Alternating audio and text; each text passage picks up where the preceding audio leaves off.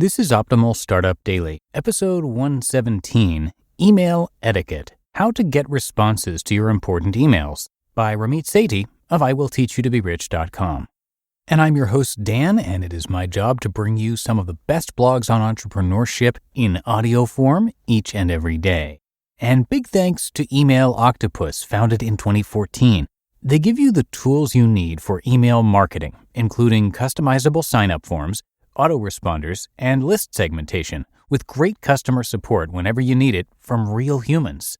Right now, Email Octopus is offering Optimal Startup Daily listeners 50% off their first month. Visit emailoctopus.com/OSD or quote code OSD50 at signup. For 50% off of your first month of email marketing, visit emailoctopus.com/OSD or quote code OSD50 at signup. And now let's hear from our friend Ramit as we optimize your life. Email Etiquette, How to Get Responses to Your Important Emails, by Ramit Sethi of IWillTeachYouToBeRich.com. Have you ever written an important email and then crickets? For days, you nervously check your inbox. You listen for email notifications. You end up wondering, did I do something wrong? Did I say something offensive? Do they just not like me? You're not alone. I get asked all the time about email etiquette. A well-written, well-timed email can make a professional relationship, and a bad one can break it. Unfortunately, a lot of the advice out there is outdated or ridiculous. For example, whether you sign off best or regards has zero impact on how your email is received. I used to be terrible at getting people to respond to my emails. Now that I'm on the receiving end of 1,000+ emails per day, I can see what I was doing wrong. Over the years, I've developed and tested email strategies that have helped me and thousands of my students get interviews and land clients. Today, I'm going to show you 2 common email mistakes and tell you exactly how to avoid making them. After reading this article, you'll know how to write emails that get replies and signal your professionalism to everyone you email. Email etiquette mistake number 1. Being boring. A lot of people get hung up on the minutia when it comes to email, so let me clear something up. Great email is about 1. Understanding the other person's needs and wants, 2. Respecting those needs and wants. And no one wants to be bored. One of my course graduates, Selena Sue, received this email after hosting a webinar for over 700 people. Quote, "Hi Selena, thank you so much for your webinar. I really enjoyed it and learned a lot. I'm excited to start using your networking tips. They were great. Let me know if there's any way I can help you as well." End quote.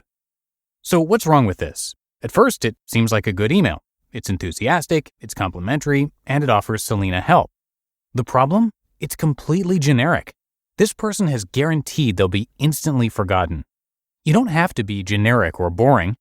3 small tweaks can make even your simplest emails worth reading. 1. Introduce yourself. What's interesting about you? You have to make the recipient want to get to know you. 2. Say what you do. Prove that this person needs to get to know you. The person writing this email didn't say how she could help Selena. Attaching or linking to samples of your work backs up what you claim your skills are. 3. Offer a next step, a call to action. If your reader is anticipating days of emailing back and forth, they'll put responding to you on their back burner if they ever respond.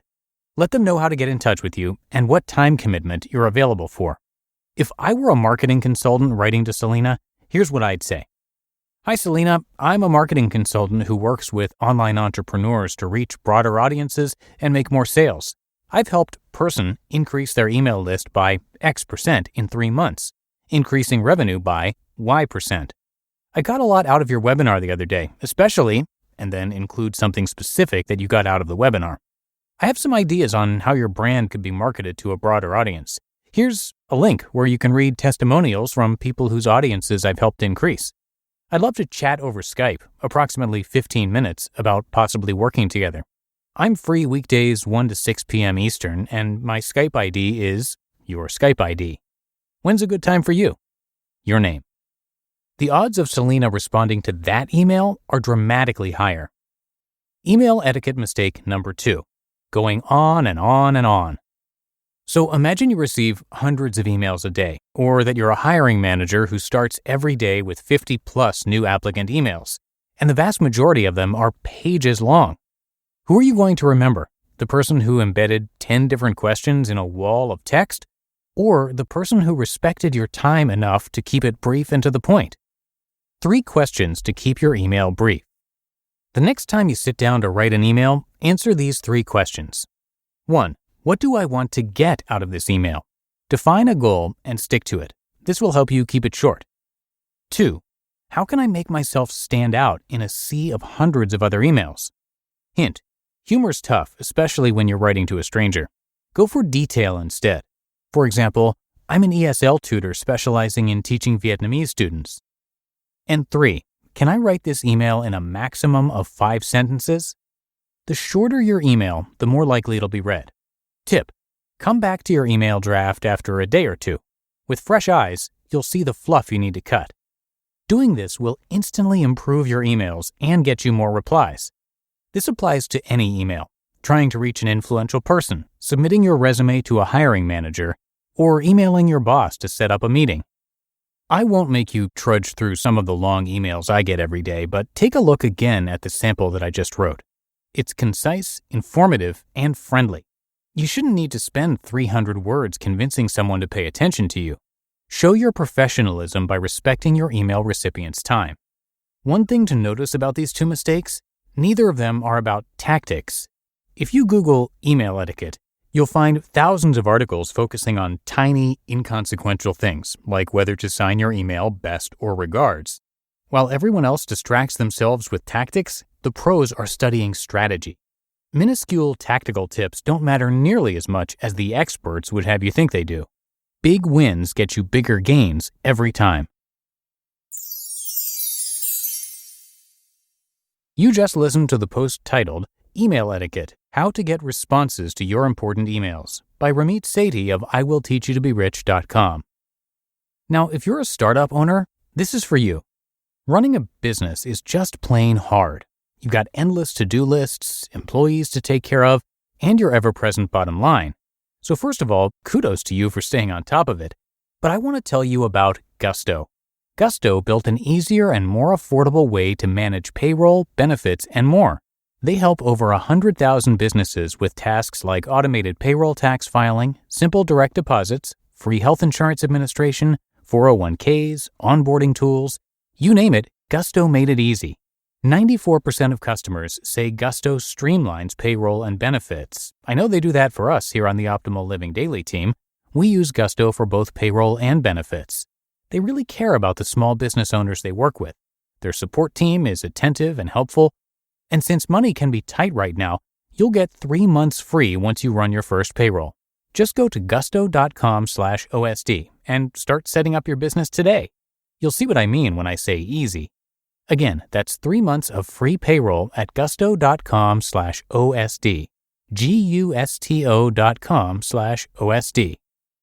And a big thank you to Ramit, and let me tell you a little bit about him. Ramit Sethi is the author of the New York Times bestseller, I Will Teach You to Be Rich, and writes for over 1 million monthly readers on his site, where he covers psychology, personal finance, careers, and entrepreneurship. His unusual combination of psychology, analytical testing, and his irreverent style led Fortune Magazine to call him the new finance guru on the block. And we've only heard great reviews about his book, so that's worth checking out. And you can find that on Amazon. And Ramit appears on ABC and PBS regularly. He also periodically writes for the New York Times.